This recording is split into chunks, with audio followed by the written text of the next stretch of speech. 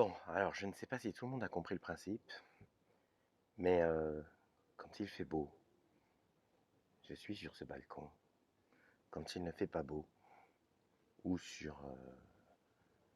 quand c'est le soir, je suis sur notre balcon, et quand il ne fait pas beau, je suis dans l'atelier. Et là, en fait, pour la première fois, grâce à la technologie, j'expérimente cette magnifique barbe virtuelle, et ça me fait bien marrer. Alors on va lire la suite de Nous au nous, Nous au nous, j'ai vraiment du mal avec ce titre. Nous on nous d'Emmanuel Pagano. On s'était arrêté à la page quoi? À la page 30. Non, la page 31 en fait. Merde, je me suis planté du coup dans le titre de la vidéo hier, c'est pas grave. Et donc on va continuer. Donc il y a des fragments. Et voilà. Alors la barbe disparaît de temps en temps. C'est-à-dire que si je bouge, non, elle ne disparaît pas. Si, elle disparaît. Non, elle ne disparaît pas. Si, elle... Non, merde, elle disparaissait tout à l'heure. Bon là, elle disparaît pas. C'est un peu gênant en fait. Ah, mais qu'est-ce que c'est rigolo, hein? On se fait tellement chier. Alors allez, j'attaque un nouveau fragment. Nous étions séparés. Il m'avait dit, c'est fini, je vais partir. Nous vivions encore ensemble le temps qu'il trouve quelque chose. Je ne supportais pas cette cohabitation. Je ne supportais pas son corps si près, intouchable. De mon lit, je l'entendais se masturber le soir dans la salle de bain, et j'ai pris cette habitude inconsolable, comme une revanche désespérée, inutile, de me masturber en même temps que lui, à l'écoute et en silence. Il ne s'est jamais aperçu de rien. Bon, c'est beau ça, hein? Pouh, c'est beau ça. Ça c'est beau, hein, c'est sûr, hein, la détresse des... Parce qu'en fait, quand on est quitté, en fait, il y a quelqu'un qui nous quitte, et puis il y a un corps qui quitte notre corps. Ce sont deux abandons différents, qui se gèrent différemment en fait. Et le deuil de la conscience n'est pas du tout le même que celui du corps. Ils ne sont pas d'ailleurs synchronisés nécessairement, enfin bref. Et là c'est beau, hein. Ah là là. Je sais pas ce que vous en pensez. J'ai eu une discussion avec un ami qui m'a dit que je parlais trop de sexe. En général, hein, il me connaît depuis des années. Et je comprends ce qu'il me disait, mais en même temps, moi je trouve que les gens n'en parlent pas assez. Le problème c'est que dès qu'on en parle mal, simplement parce qu'on en parle. Et qu'en fait, c'est impossible ni à résumer, ni à décrire, ni à magnifier, ni rien en fait. C'est la sexualité, c'est en deçà ou au-delà du langage, c'est à, à gauche, à droite, enfin vous voulez, mais très très compliqué. Bon, il y a quand même des textes sur la sexualité qui sont très beaux, et on peut dire des choses partielles, qui sont toujours à la fois vraies et fausses. Et là, ce fragment, il est très très beau, je le relis. Du coup, oui, je le relis. J'ai envie de le relire, je fais ce que je veux. Nous étions séparés. Et il m'avait dit, c'est fini, je vais partir. Nous vivions encore ensemble le temps qu'il trouve quelque chose. Je ne supportais pas cette cohabitation. Je ne supportais pas son corps si près, intouchable. De mon lit, je l'entendais se masturber le soir dans la salle de bain, et j'ai pris cette habitude inconsolable, comme une revanche désespérée, inutile, de me masturber en même temps que lui, à l'écoute et en silence. Il ne s'est jamais aperçu de rien. Nous, Emmanuel Pagano. Eh ben moi, je dis que c'est fort, c'est beau. Je trouve ça fort et je trouve ça beau. Elle a des maux atmosphériques, des douleurs articulaires, à la différence de pression. Son corps se creuse avant l'orage, traversé d'éclairs prémonitoires. Je la regarde se tordre, et je ne peux rien faire, à part espérer que le temps tourne pour de bon, beau, pluie, neige, peu importe, mais qu'il se stabilise.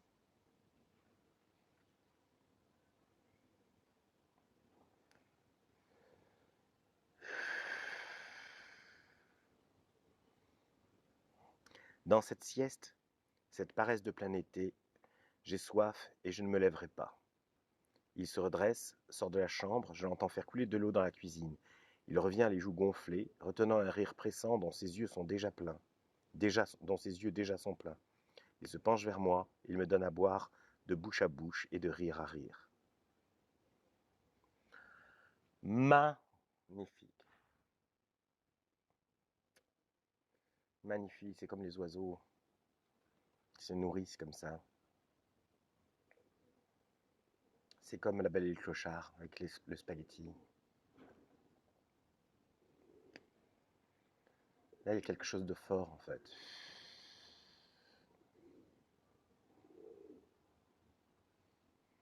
Alors là, aujourd'hui, ce ne sont pas les oiseaux, c'est quoi ces insectes? Putain, il y a des trucs bizarres.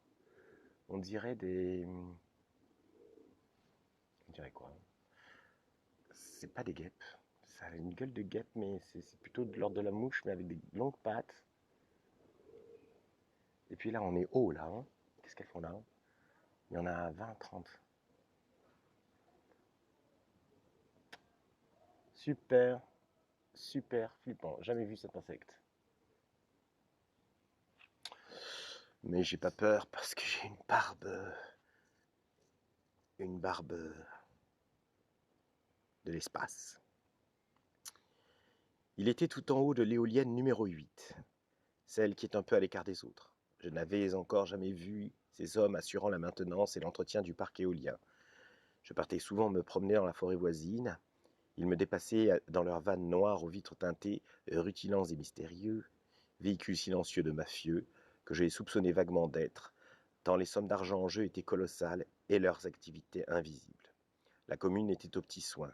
Lors des pannes d'hiver, on n'hésitait pas à sortir la fraise du garage municipal pour leur ouvrir un passage large comme une autoroute dans les champs envahis de congères. L'éolienne numéro 8 est dans la forêt. On ne la voit pas tout de suite, mais elle fait un raffut pire que la tourmente. Elle brasse des courants de son dans tous les sens. Ce jour-là, je n'entendais rien. Je m'apprêtais à la contourner pour accéder à mon chemin. J'ai levé les yeux pour voir, petit vertige permis par le silence, ce moulin géant par en dessous. Le haut de la cabine était ouvert, comme une bouche qui crie, la mâchoire supérieure bascule en arrière et pourtant aucun bruit, aucune parole. Un homme se tenait là-dedans, le bas du corps contre le garde-fou, le torse étiré et les bras en l'air. Il me faisait des signes, des coucous à 50 mètres au-dessus du sol, des appels muets de ses bras multipliés par les immenses pales en arrêt autour de lui. C'est vrai ça. Il y a des... Elle aime bien les gens perchés, au sens propre, je veux dire. On a eu les lagueuses, enfin, qui voulaient qu'on dise qu'elle était lagueur. Et là, on a le réparateur d'éoliennes. Apparemment, il y a un tropisme d'éblouissement pour les gens qui sont en haut, en l'air, en fait. Euh, mais, mais ça, c'est transversal chez Emmanuel Pagano. Parce que chez Tim Burton, elle aime aussi les poupées qui sont enfermées en haut des tours. Il y a quelque chose chez elle qui traverse là, cette structure spatiale fonctionne comme un archétype paganien. Je suis très maladroite. Je laisse tomber les couverts, je casse les verres, les assiettes, même ma montre en la mettant. Je me coupe en épluchant les légumes.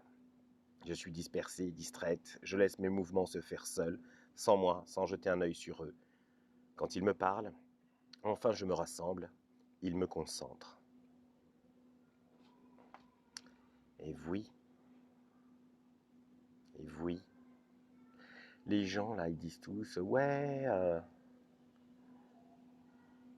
faut être heureux, faut être complet, faut être... Puis après on vit, bah, et comme ça on attire quelqu'un d'autre, de complet. Je sais pas si je l'ai déjà dit, mais j'ai déjà dit à quel point je trouvais cette théorie complètement débile en fait.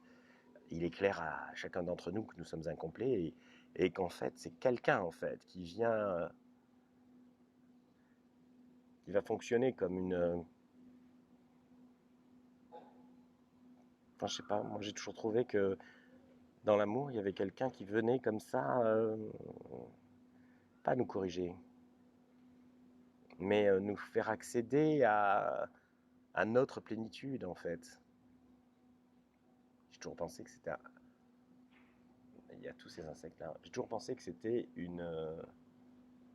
la femme qui faisait l'homme et l'homme qui faisait la femme dans un couple en fait. Voilà. Quand malheureusement, dans beaucoup de couples, c'est la femme qui défait l'homme et l'homme qui défait la femme. Mais hein, on est en train de parler d'idéal ici, on est entre barbu romantique. Je parle des femmes aussi. Je vois pas pourquoi elles ne feraient pas partie du club des barbus romantiques. Elle porte des soutiens-gorge même en dormant. Elle ne supporte pas de sentir le pli des seins contre son propre torse, ce pli du vieillissement des tissus qu'elle appelle le pli du temps. Certaines nuits, je me place dans son dos, je dégrave son soutien-gorge et je remplace ses armatures de mes mains. Je soutiens sa jeunesse. Ça doit être super désagréable de dormir avec un soutien-gorge. Je sais pas, faudra que j'essaie. On peut pas parler sans savoir. Hein. Il ne pouvait pas me faire l'amour, ou plutôt si, mais mal, maladroitement, et toujours sans jouir. Il me disait je n'y arrive pas, c'était une vraie souffrance pour lui, affective et physique. Il ne savait pas me caresser, il ne savait pas accueillir mes caresses non plus. Je ne savais plus quoi faire. Je lui disais ça viendra. Il se mettait en colère, affirmant le contraire. Un soir, alors que je prenais un bain chez lui, il a pris sur l'étagère un shampoing de marque qu'il venait d'acheter, un shampoing adapté à mes cheveux. J'étais étonné qu'il sache exactement ce dont mes cheveux avaient besoin. Nous ne nous connaissions pas beaucoup encore. Il a souri. Il s'est agenouillé devant la baignoire et m'a lavé les cheveux tendrement avec ce shampoing. C'était un shampoing magique. Au sortir du bain, il m'a prise dans des bras nouveaux et serré contre son corps transformé. Ah, on a déjà eu un fragment sur un amoureux là, qui nettoie son amoureuse entièrement. Donc là aussi, il y a une parenté. Histoire de nettoyage, de laver les cheveux, de laver le corps de l'autre. Je sais pas ce que ça veut dire. Mais ça aussi, c'est puissant. Enfin, pour ceux qui l'ont, c'est très étrange. Je trouve que ça fait le pendant de vouloir salir aussi. Non, sexuellement, on peut avoir comme ça des désirs, les désirs de salir l'autre. Pas de le salir au sens, enfin, si aussi, mais je parle pas du désir d'avilir. Je parle de la volonté de marquer l'autre, comme les chiens d'une empreinte comme ça, liquide. C'est un signe d'appartenance. Et moi là, du coup, avec ce prisme, je me dis dans ce fragment que ce qui se passe, c'est qu'il avait besoin de la laver de ses amants précédents avant de pouvoir lui faire l'amour. Il devait même pas savoir lui-même que c'était ça. Je la trouve pas mal mon interprétation. Sans doute pas ça, on n'en sait rien, mais je trouve pas mal. Oh, oh, oh, oh, oh. Ah. Alors, je calcule tout. Je calcule trop. Beaucoup trop. J'essaie de déduire par avance ce qu'il va penser. Je me dis, si j'éteins la lumière, il va m'en vouloir, des choses comme ça. Je n'ai aucun geste naturel. Je ne sais pas l'aimer sans faire de prévision. Mauvais, mauvais, ça, hein. Elle a peur, elle, hein. Elle, elle a peur.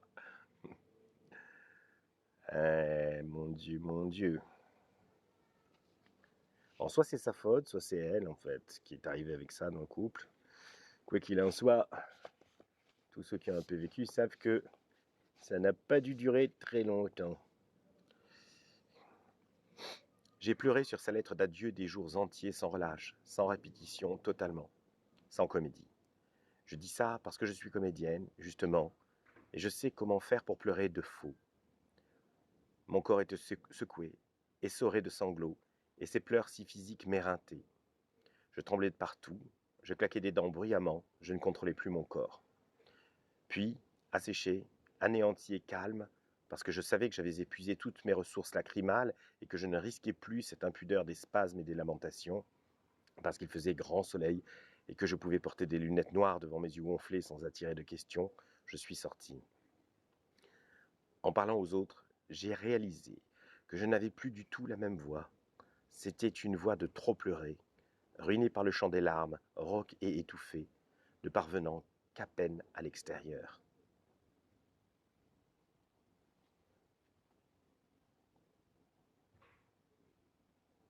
Hein?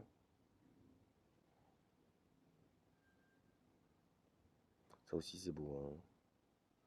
C'est vrai que la voix change en fait. La voix change. Il y a un truc aussi intéressant. Enfin, j'aurais beaucoup de choses à dire sur le fait de pleurer. En fait. Des choses complètement différentes concernant les femmes et les hommes. Et qui ont un rapport avec les grandes vagues. Parce que quand j'étais petit, je faisais du surf. Eh oui, je faisais du surf. Enfin, du frog, plus précisément.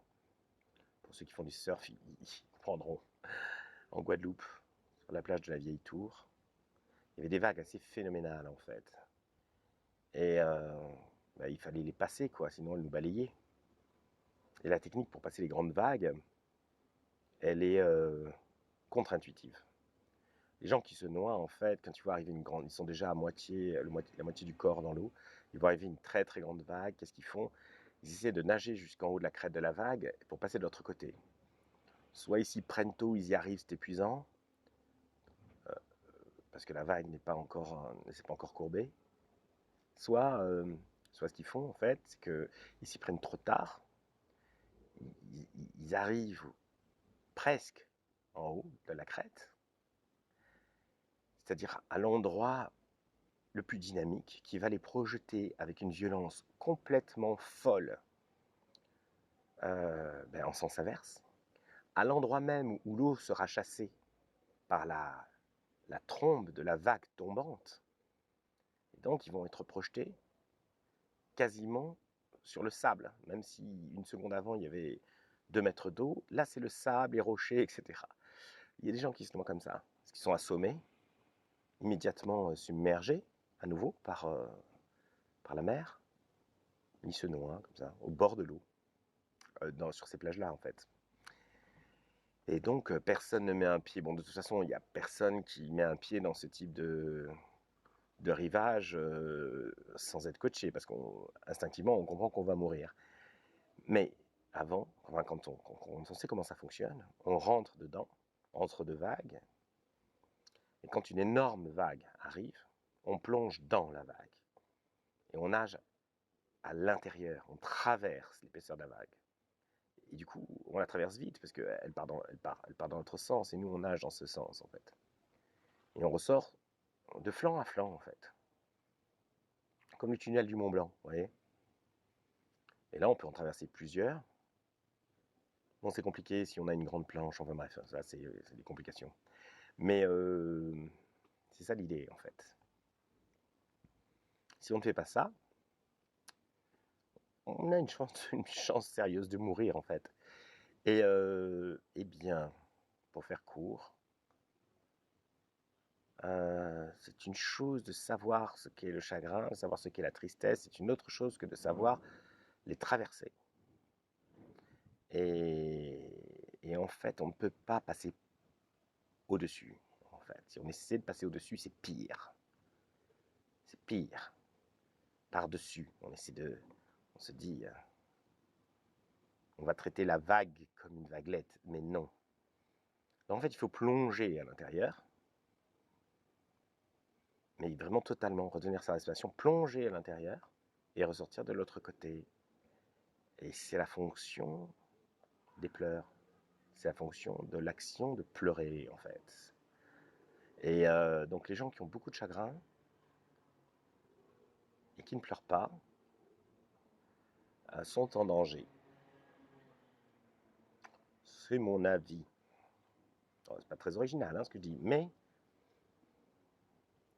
ça peut sauver des vies.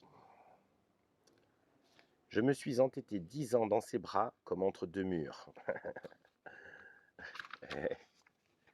Ouais, hein. Les gens, ils veulent être aimés, alors ils travaillent. Ça demande un effort de cet ordre-là. Voilà. L'amour, ça demande des efforts d'entretien, en fait. Mais si ça demande des efforts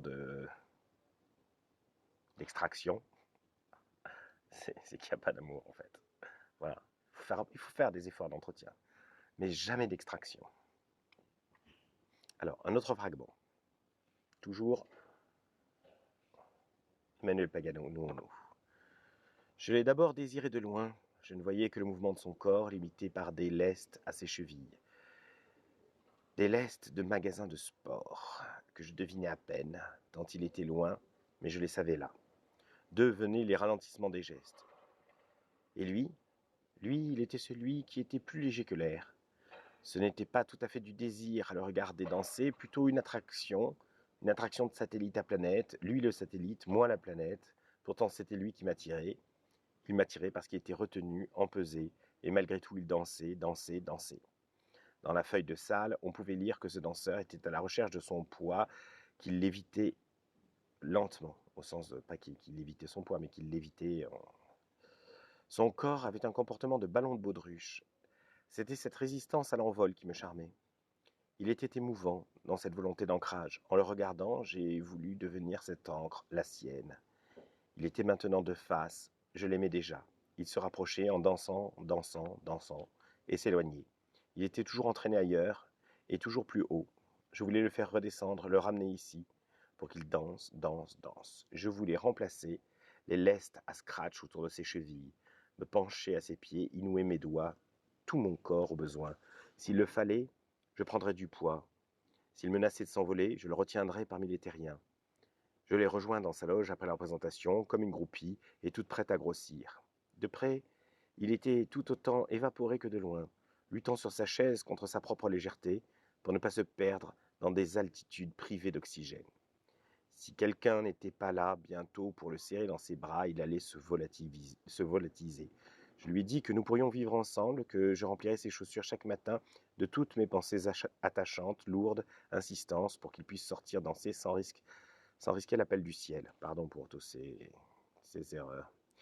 Bien amouré, bien amarré à tout mon amour, il pourrait flotter dans les courants d'air sans être emporté, oscillant jusqu'à la nuit, parmi les débuts d'étoiles, danseur lune. Et s'il le voulait, je dénouerais la corde pour qu'il prenne de l'envergure, mais je serai toujours celle qui tient le fil, bien serré, dans sa main, je serai toujours celle qui l'enchaîne.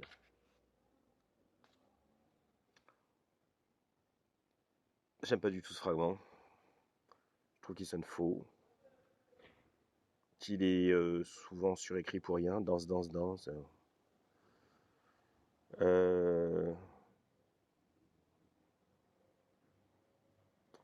Je parie mon chapeau qu'il est inventé. Je trouve cucu la praline. Enfin, je l'aime pas du tout. Avec la maladie, elle est maintenant si maigre que faire l'amour est devenu douloureux. Douloureux pour nous deux. Je voudrais la retrouver pleine, en pleine forme, grosse, en vie. Mais elle meurt et je lui fais mal. Mais elle meurt et elle me fait mal.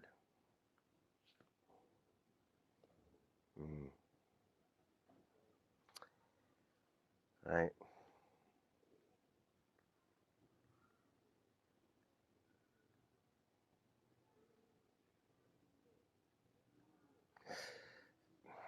Faire l'amour avec quelqu'un qui est malade, ou quelqu'un qui a mal au corps, une femme, je ne sais pas ce que c'est avec un homme. Quoique j'en ai entendu parler, j'avais des amis, l'homme avait de graves problèmes de dos et du coup ça limitait les positions quasiment à une seule position.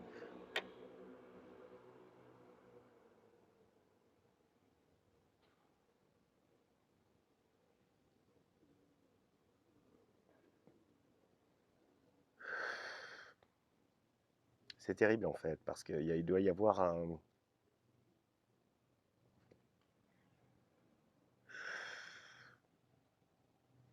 Il y a une forme de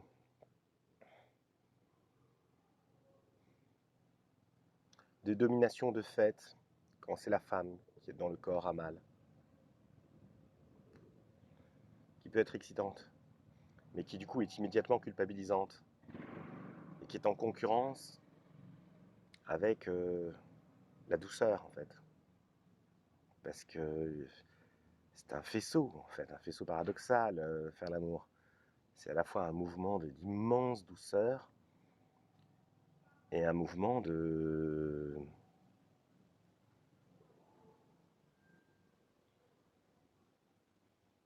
conquête. Alors, je sais pas, hein, pas pour tout le monde, mais pour pas mal d'hommes, enfin, je pense, d'après les discussions que j'ai eues. De conquête et de soumission.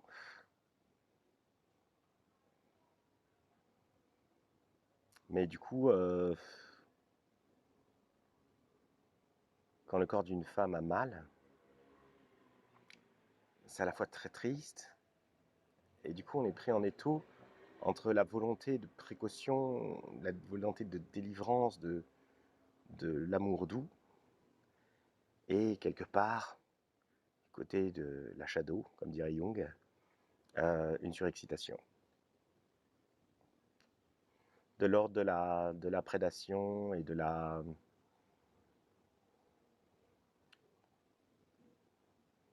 Puis il y a aussi la présence de la mort.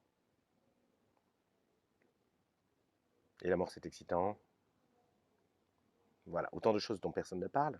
Donc mon ami, là, dont je parlais au début, va me dire, tu parles trop de ces choses-là.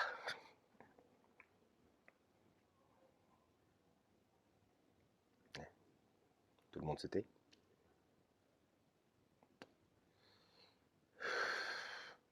Mais du coup, socialement, par exemple, les femmes n'explorent pas leurs fantasmes de viol, qui sont courants. Enfin, en tout cas, j'ai parlé avec plusieurs femmes qui m'ont expliqué que c'était courant. Oui, parce que je me lie avec des femmes qui parlent elles aussi, trop. Et voilà. Et personne, tout le monde fait comme si tout ceci était très moral et très propre. Alors qu'en fait, c'est... Moi, je ne fais confiance qu'à ceux qui connaissent leur part d'ombre. Ils savent où elle est, ils savent la maîtriser, ils savent l'utiliser, la doser, la délivrer, la rétracter. Les saints et les saintes, je m'en méfie. Je m'en méfie. Ça veut dire qu'ils sont ignorants du mal qu'ils transportent, en fait, et donc de celui qu'ils peuvent faire. Et systématiquement, ils font mal. Vraiment, je veux dire. Ils ne jouent pas avec. Ils ne jouent pas avec cette boue. De temps en temps, elle déborde, de façon incontrôlée. Donc, il y a une chose aussi qui m'avait beaucoup marqué. Je vais encore reparler de mon gentil psy. Il m'avait dit, pour quelqu'un de normal, la sexualité, c'est faire l'expérience de la folie, de sa folie propre. Et donc, en fait, au cœur de la sexualité, quelqu'un de normal frôle, effleure quel fou il serait, ou quelle folle elle serait. Et je trouve cette idée très intéressante. Voilà. Bon, je parle à ceux qui sont dans un rapport d'interrogation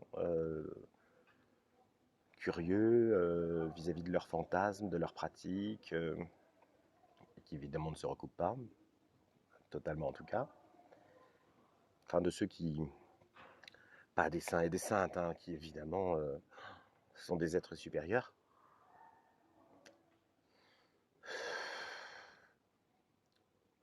Et qui, en plus d'être dangereux, sont souvent des enclumes au lit. Et bon, c'est normal. D'ailleurs, la plupart du temps, c'est eux qui ont une shadow, c'est qui ont la shadow la plus importante, en fait. Et donc, ils fonctionnent pas, ils sont pas dans la curiosité, ils sont dans un déni massif, en fait.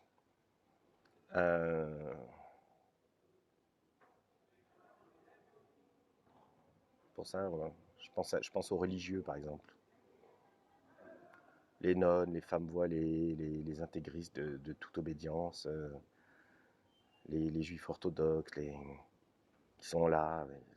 Pour moi, quand je vois des gens qui sont des obsédés sexuels, en fait, qui n'ont trouvé que ce rempart euh, extraordinairement bétonné pour rester dans la normalité, ne pas finir en asile, ou à tuer des femmes en forêt, ou à finir prostituées sur le périphérique. Et voilà, il y a, chaque fois que je vois quelqu'un comme ça, avec sa chasteté en bandoulière, sa pureté en bandoulière, à chaque fois je me dis, ouh, je suis en présence d'un fou ou d'une folle du cul, en fait. Mais vraiment. Là encore, cela n'engage que moi. Bon, voilà. Je vais m'arrêter là aujourd'hui, en fait. C'est plus court, hein. On est où? On est en haut de la page 40. J'ai pas envie de continuer. Cette barbe-là, c'est un peu con comme effet, mais je voulais essayer. Oula, là, on entend le verre pilé être ramassé. Donc, il y a encore des services publics, hein. Bon, c'est super silencieux toute la journée, mais là, on a eu le verre pilé, évidemment. Allez, je suis en une petite forme, en fait.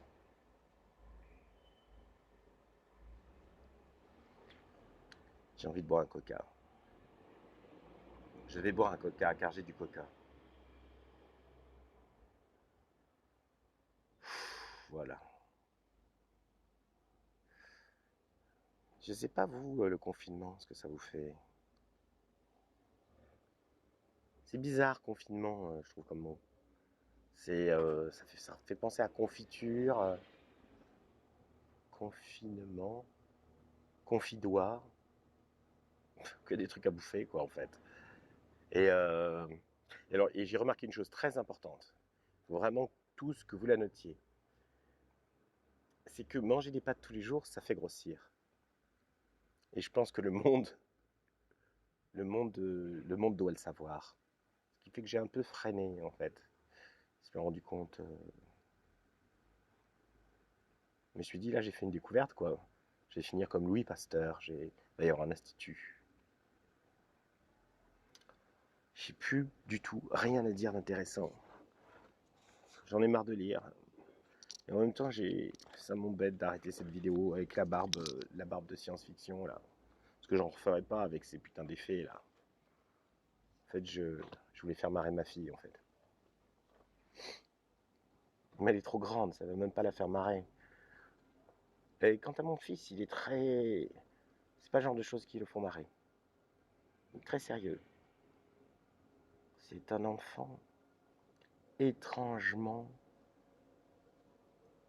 étrangement profond et sérieux. Et parfois un peu flippant, du coup. Et les deux sont très différents. C'est bizarre, hein. Ils ont été faits avec la même pâte dans la même casserole. Oh, comme c'est beau, Marc. Mais quel art de la métaphore. Et ils sont complètement différents. Et en même temps, ils se ressemblent. C'est vraiment, mais bon, tous les parents connaissent ça, hein. Cette, il y a encore ces sortes de bestioles là. C'est vraiment flippant, ces bestioles. Jamais vu ça. Bon, mes amis, je raccroche alors. Non? Vous voulez pas me écrire des trucs parce que là, je vois les gens, mais je. Vous voulez pas écrire des trucs? Je vois Emmanuel Penuti regarde. JM Racon regarde. Coucou. Je vois. Eh ben, mais d'habitude, je rate les messages en fait pendant la vidéo. Voilà.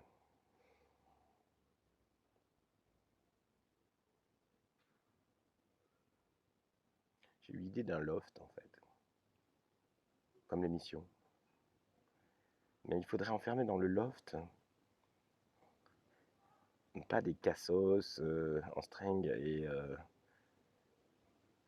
il faudrait enfermer dans le loft des névrosés, des... Bon, évidemment, une ou deux stars du porno, mais des artistes. J'ai déjà en fait parlé des stars du porno, donc là ça ferait doublon.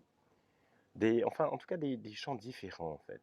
Et ce serait intéressant. Je me demande si toute la France regarderait en fait, parce que je pense qu'il y a plein de gens en France qui seraient ravis de regarder comme ça des gens dont ils ont entendu parler, mais enfermés. Les regarder en... comment ça se brosse les dents, un député? Faudrait enfermer un député, un porte-parole du gouvernement au chômage. Je pense qu'on peut en trouver un qui irait bien dans cette émission, assez facilement. Son prénom est Benjamin. C'est dégueulasse. Parce que moi, je me suis pas moqué de lui. Qui n'a pas envoyé... Bon, il est con. Hein, c'est un mec, il faut pas qu'il fasse de politique. Mais qui n'a pas envoyé de dick pic, de photos de seins, de trucs et tout ça, et tout le monde lui tombe dessus comme s'il était la Ligue d'Humanité. Pauvre gars, pauvre gars. Le seul truc minable, c'est qu'il trompait sa femme. C'est ça qui est minable, pas le fait qu'il se branlait et qu'il... en se filmant, c'est pas ça qui est minable. Hein? Mais bon, souvent, c'est la bite qui cache la forêt. Ouh, ça aussi, c'était élégant, c'était beau, c'était profond, Marc. Il est vraiment temps d'arrêter cette vidéo, en fait. Je... Mais j'y arrive pas. Non, non, j'ai pas envie. J'ai pas envie. En plus, hier, j'ai demandé, j'ai proposé de faire un bisou nominatif à la personne qui trouverait quelle était la chanson de Lara Fabian que je sifflais. Personne qui s'est manifesté. Du coup, je me suis dit, mince. Pourtant, il y a des gens qui ont regardé ma vidéo. Je suis nul en lancement de chasse au trésor, en fait. Ou alors, vraiment, j'ai pas réussi à les amener jusqu'à l'œuvre de Lara Fabian. Il y en a une que j'aime bien aussi. Comment elle s'appelle? Hélène Ségara. Hélène Ségara, elle est intéressante. Bon, pour moi, le chef-d'œuvre d'Hélène Ségara étant Il y a trop de gens qui t'aiment. Je ne sais pas si vous connaissez cette chanson. Bon, il ne faut pas regarder le clip, hein, c'est tellement con qu'elle est sur la plage, une sorte de robe baroque italienne. Bon, il y a un super beau gosse mannequin qui court comme ça, avec les abdos et tout. Une sorte de village italien improbable. Mais si on écoute les paroles, c'est une très belle chanson. Elle la chante, elle l'exécute d'un point de vue... enfin, elle ne l'abîme pas, mais bon, en termes d'interprétation, c'est pas terrible. Mais en termes vocal, tout est juste, vous voyez le genre, quoi. Ça m'intéresse, des chansons sur... c'est rare, c'est pas «Oh, tu m'as quitté, oh, je veux ton boule». Non, non, il y a trop de gens qui t'aiment. C'est fin, c'est fin. C'est un angle rare, un peu comme... moi, je suis un fan d'Aznavour, mais pathologique. Et ce qu'il y a d'incroyable chez Aznavour, en dehors de la voix, des mélodies, des arrangements et des paroles, enfin de tout, ce qu'il y a d'extraordinaire, ce sont les angles qu'il choisit. Bon, dans des chansons super célèbres, Que c'est triste Venise, etc. Mais pas seulement. Bon anniversaire d'Aznavour sur un anniversaire de mariage qui est un peu fêté de manière poussive et qui de catastrophe, de corvée puis de catastrophe se transforme en retrouvailles en fait.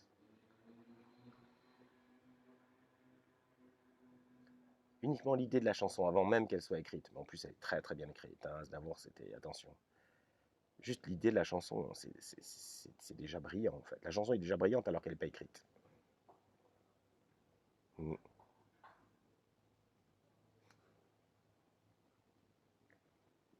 Hein. Il y a des idées qui sont belles avant même d'être formulées. Putain, il y a plus beaucoup de boulot à faire derrière, quoi. Même si on le formule coup-ci, coup-ça, ça blaste. Par exemple, Hélène Ségara, il y a trop de gens qui t'aiment. Hmm. Voilà, bon ben je vous ai en plus donné des conseils de playlist assez pointus. Qu'est-ce que je peux dire de plus? Vraiment rien. Vous récitez un poème. Ah oui, il faudrait que je récite un poème. Alors, quel poème j'ai pourrais réciter? J'en ai plein.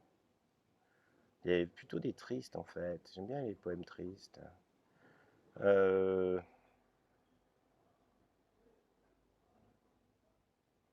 Il y en a un que j'ai récité il y a, il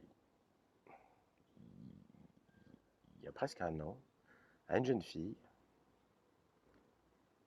Et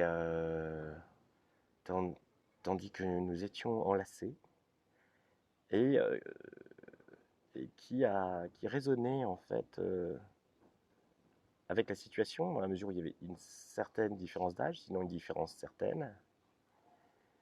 Et, euh, et je vais vous le réciter. Et bon, il est très connu, hein.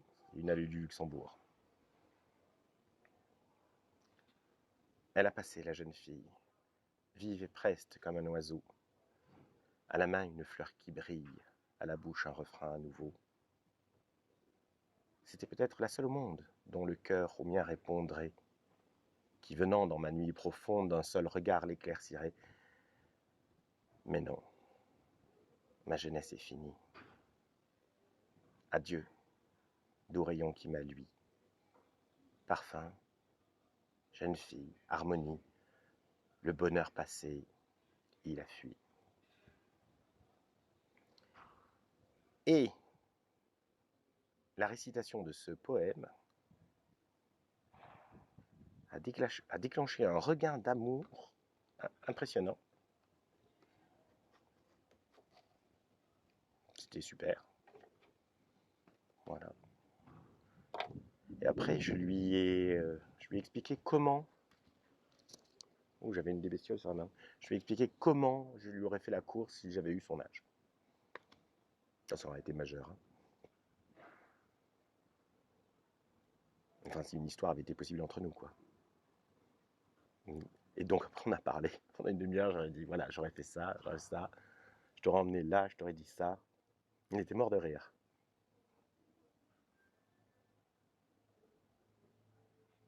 Et en fait, elle m'a raconté après ces histoires et j'ai compris, en fait, pourquoi elle était dans mon lit et pas dans celui des types de son âge. C'est quand même, il y a une faillite hein, en termes de.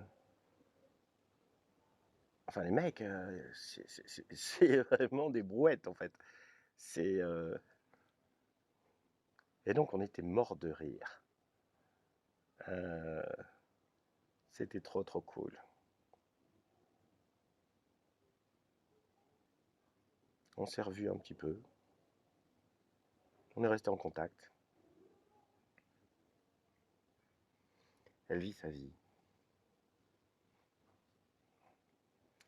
Mais en tout cas, ce poème, pour ceux qui pensent la poésie inutile, a été le déclencheur d'une incroyable émotion chez elle. Moi, je le récitais un peu tranquillou, quoi. Mais je crois qu'elle s'est crue. Elle a voulu contredire la mélancolie, la résignation de ce poème, alors que j'étais déjà tout à fait fatigué et satisfait. C'est un des plus beaux moments de mon existence. Je me suis dit, mince. Alors, la poésie peut servir aussi à ça. Voilà. Après, elle m'a demandé de qui c'était. Je lui dis que c'était de Gérard de Nerval. Et elle ne le connaissait pas. Et du coup, bah, après, je lui ai envoyé des liens vers deux, trois poèmes de Nerval que je trouvais être les meilleurs, parce qu'il a écrit pas mal de trucs foireux. Et, euh, et l'un dans l'autre, si vous me passez l'expression, je pense que c'est sans doute une très belle façon de découvrir la poésie de Gérard de Nerval. Enfin, j'espère que pour elle, ça en a été une belle façon de la découvrir. Je crois, j'en suis sûr. Bon, il faut vraiment que je m'arrête parce que sinon je vais continuer à dire des trucs qui vont créer des problèmes et donner une image de moi fausse, dans la mesure où bah, c'était super, mais c'est pas ce que j'espère de la vie, quoi, en fait. Mais c'était très bien, quoi.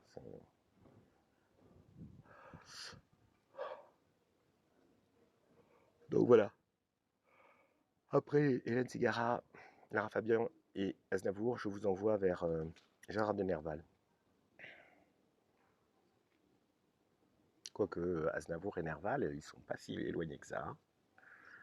Et ça va choquer, ça. C'est exactement comme quand je mets Bob Marley et Schubert dans le même sac, les gens ne comprennent pas. Et pourtant,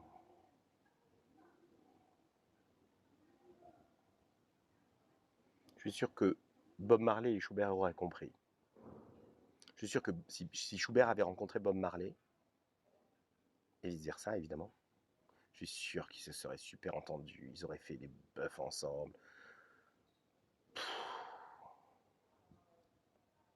Je sais pas, Schubert aurait débarqué avec son piano dans No Woman No Cry. Bob Marley lui aurait fait fumer la meilleure skunk de Jamaïque. Et je me demande, en fait. Ah, ça, c'est un corbeau. Maintenant, il est corbeau. Là, une pie. Donc, corbeau, pigeon, moineau, pie. C'est vraiment beau, les pies. Hein. Là, c'est pas une phrase cochonne, je parle d'oiseaux, là. En fait, mon ami a vraiment raison. Sans doute un effet du confinement. Bon, allez, barbe bleue raccroche.